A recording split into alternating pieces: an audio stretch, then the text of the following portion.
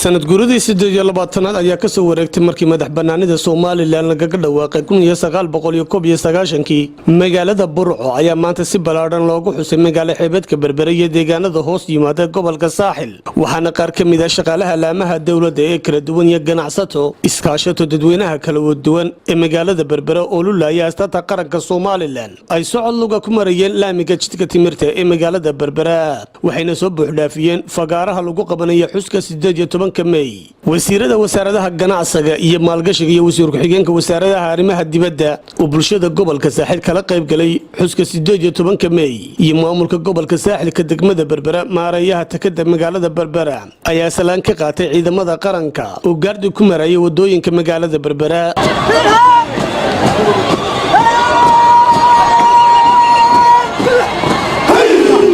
Warrantina waxa halka hadal ka soo jeediyay fagaaraha lagu qabtay xuska 18 May mas'uuliyiinta degmada Berbera maareeyaha takada magaalada Berbera iyo barasaabka gobolka Saaxil runtii waa farxad aad iyo aad u ballaaran oo bogaadina waxaan marka hore guud ahaan bogaadinayaa dadweynaha reer Soomaaliland oo dhan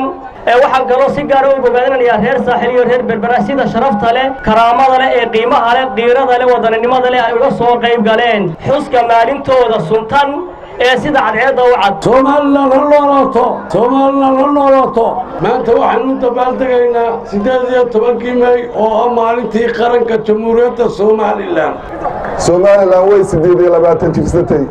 alxamdulilaahi rabbil caalamiin ku quuso quraan jooy weeye Allahu akbar Soomaaliland ha noolaato haysato Soomaaliland ha noolaato cadawga Soomaaliland ha dhaco walaalayaal maanta waxaynu dalbaadaynaa sanad guuradii 18aad ee ka soo wareegtay markii qaranka Jamhuuriyadda Soomaaliland uu tashaday ee uu la soo noqday xornimadiisa wasiir ku-xigeenka wasaaradda arrimaha dibadda iyo wasiirka wasaaradda ganacsiga iyo wasiirka wasaaradda maalgashiga ayaa fagaarahaas kala hadlay dadka reer Berbera ee xusaya xuska 18 May waxaynu ognahay 18 sanadood Soomaaliland يعني مرة كده ربيسها هرمركي أي سوق جاريسي أو iyada oo waliba ay dhibaatooyin fara badan iyo cadow fara badan mar walba ay u dhigayeen ay wax u wareegayeen si aanay u halqaadin in ay maanta Soomaaliya gaadhay halkii ugu wanaagsanayd maanta waa 18 May 18 sano ka soo wareegtay maalintii xorriyadda la soo noqonay 18 May waxay ku calaamadaysan tahay maalintii من باري إلى قلبين إنتوا رسكوا من لا تشرني كوي شيني إنا ويانا وحكليها تقوان مقتين بداية وما بقول Soomaaliland marka koobaad waxaan leeyahay Soomaaliland ha noolaato waxaan halkan uga faa'iideysanayaa inaan ummadda ama shacabweynaha reer Soomaaliland oo dhan inaan uga hambaliyeeyo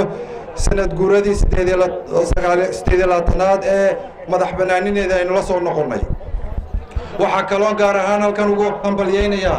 uga mahadnaqaya shacabweynaha reer Berbera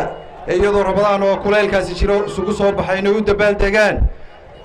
sanad guurada 18aad waxaan leeyahay aad iyo aad baa u mahadsantii reer Berbera dhinaca kala dadweynaha kala duwan ee magaalada Berbera iyo saraakiisha ciidanka badda maamulka gobolka Saaxil iyo wasiiradii kala soo qayb galay xuska 18 May waxay si ballaaran xuska 18 May ay ugu xuseen badda magaalada Berbera iyagoo watay doonyo ay ku xardhan yihiin astaanta qaranka Soomaaliland Sadiq Arab Saleeban telefishinka caalamiga Home Cable TV magaalada Berbera